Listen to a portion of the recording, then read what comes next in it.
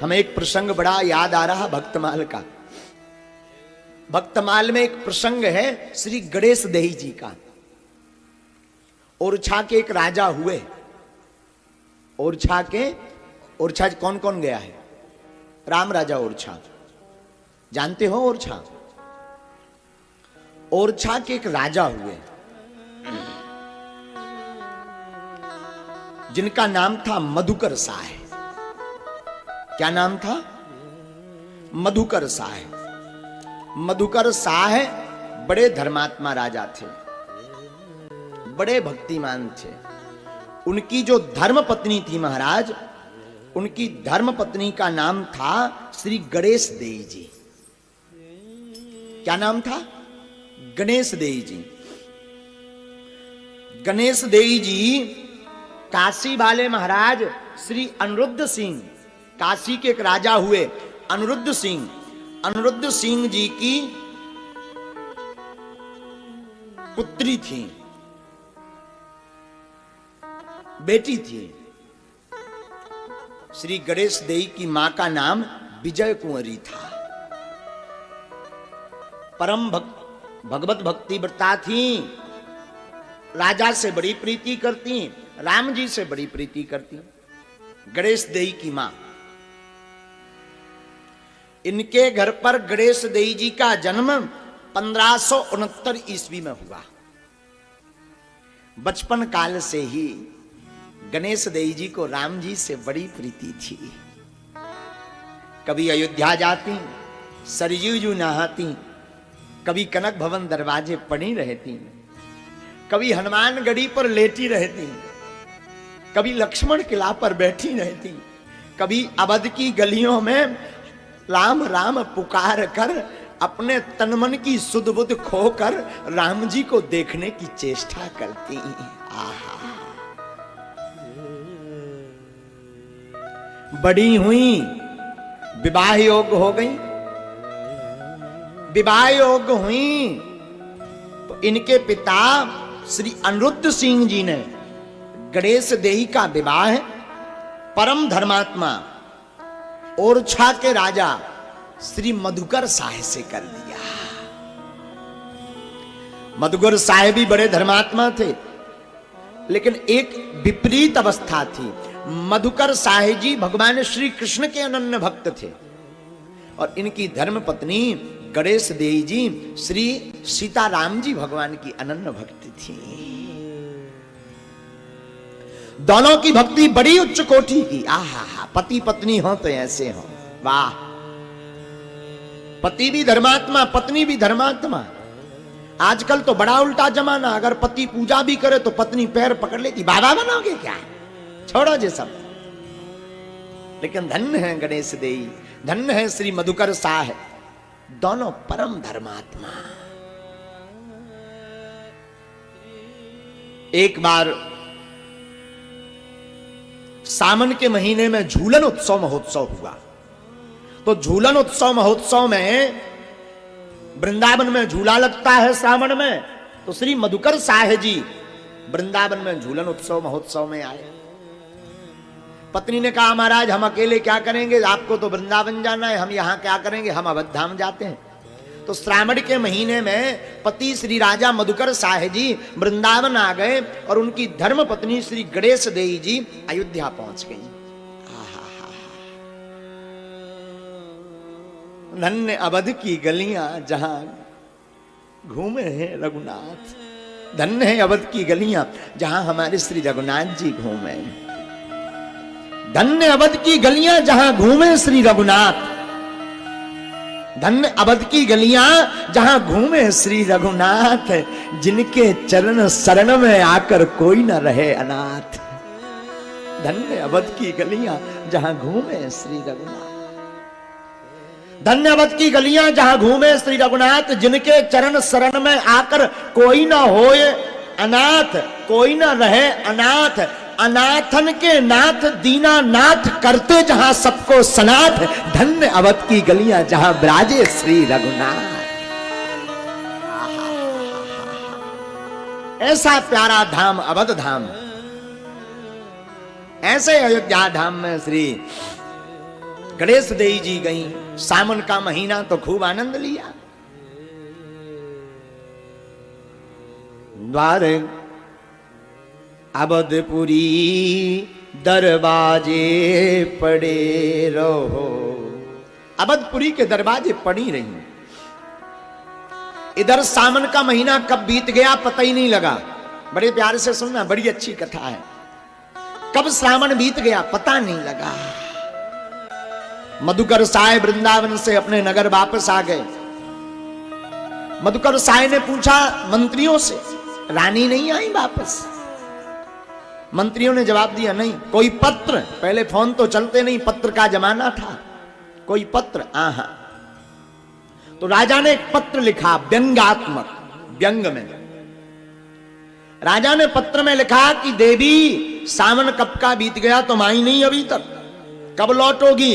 लगता है अब तब लौटोगी जब तुम खसम श्री राम जी को लेकर आओगी। लगता उनको बिना लाए हुए तुम वापस आने वाली नहीं। व्यंग में ये शब्द लिख दिया।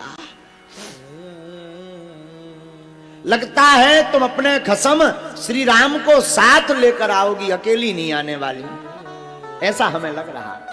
रानी ने पत्र पढ़ा तो रानी को लगा कि ये हमारी भक्ति का मजाक उड़ा रहे हैं, हमारी भक्ति का हमारे पति मजाक उड़ा रहे हैं, हंस रहे हैं। गणेश देई ने विचार किया, भगवान से निवेदन करें कि चलो इनके मजाक पर मुंह पर तमाचा मारे, इन्होंने जो व्यंग किया इन्हें जवाब दें। पर मन में विचार आया कि राजा जरूर हमारे प्रेम का उपहास कर रहे हैं, लेकिन हमारे जैसी तो राघव जी की अनेक रानियां हैं, ऐसे भगवान किस किस के साथ जाएंगे? हम तो तुच्छ से दासी हैं, भला हमारे साथ क्यों भगवान जाएंगे? आहा, रोने लगी। कनक भवन में श्री सीताराम जी भगवान के सामने खड़ी होकर रोने लगी। गणेश देई जी, सरकार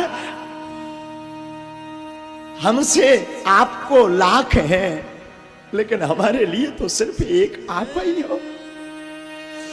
आज प्रभुवर हे कनक भवन सरकार, पर आज हमारे प्रेम का बड़ा उपहास हो रहा,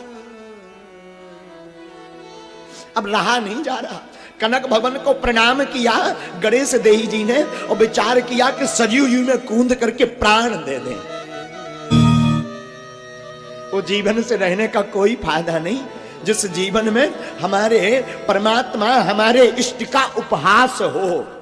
वो भक्त मर जाए जो अपने इष्ट का उपहास सहे, वो शिष्य मर जाए जो अपने गुरु का उपहास सहे, और वो पुत्र मर जाए जो अपने पिता का उपहास सहे। मर जाए। गणेश देई ने विचार किया, सरकार हम आपसे निवेदन नहीं करेंगे कि आप चलो, मैं खुद प्राण त्याग देती हूं। ध्यान से सुनना महाराज, गणेश देई जी महारानी रानी सरयू जी गई। सरयू जी में जाकर के राघव सरकार को ध्यान किया और मन ही मन याद करके राघव सरकार के चित्त पटल को चित्त में रखकर प्रण कर लिया कि अब हम प्राण त्याग करके ही रहेंगे।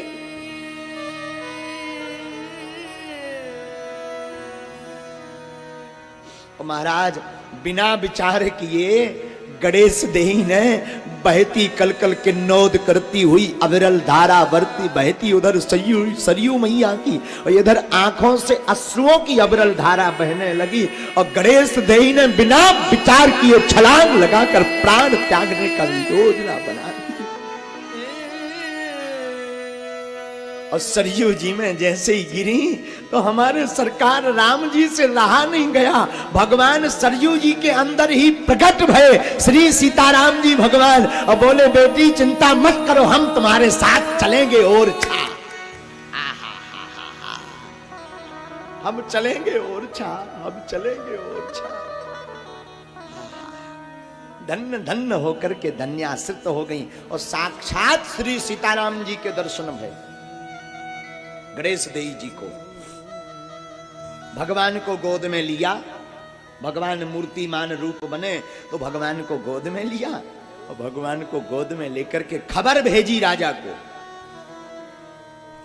और छा राजा श्री मधुकर साहे को।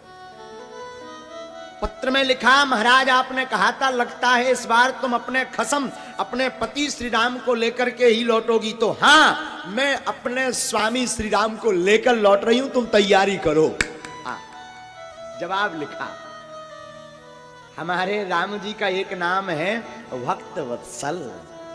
क्या क्या नाम है हो? भक्त वत्सल। भगवान हमारे राम जी अपने भक्तों के कल्याण के लिए एक नियम तो क्या 1000 नियम तोड़ने पड़े तो हमारे राघव जी तोड़ देते हैं।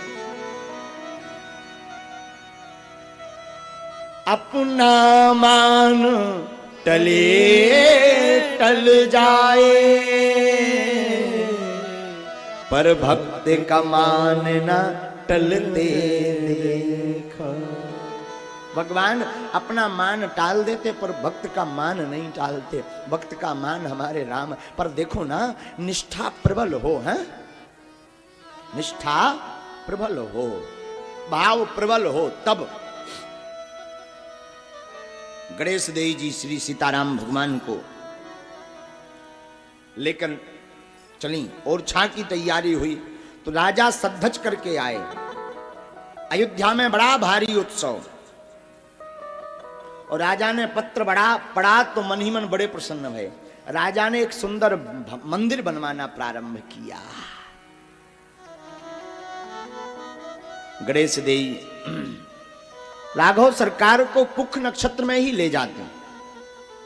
महीने में एक बार आता है पुख नक्षत्र, तो जितनी घड़ी तक पुख नक्षत्र रहता, जितने समय तक उतने समय चलती, और जहां पुख नक्षत्र पूर्ण हो जाता तो वहीं ठहर जाती।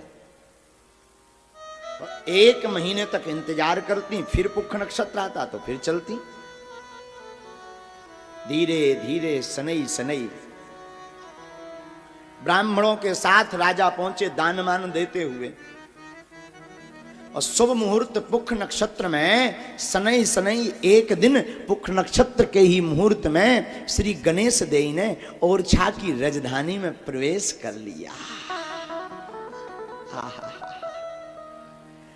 मंदिर में जहां भगवान को रखना था, वहां पर जहां मंदिर राजा मधुकर शाह ने बनाया था, तो देखा कि मंदिर का काम अधूरा है, अभी शिखर नहीं बना। तो जिस महल में निवास करते थे वहीं राम जी को बैठा दिया। रानी सुकुमार कोमल पर खड़े होकर के 4-4, 5-5 घंटे राघव जी की सेवा करती, पंखा जलाती, राम जी को दूध पिलाती, राम जी को भोजन करवाती, राम जी को गीत सुनाती, राघव जी के शयन की तैयारी करती, राघव जी के चरण चापती, भगवान की पूरी व्यवस्था करती।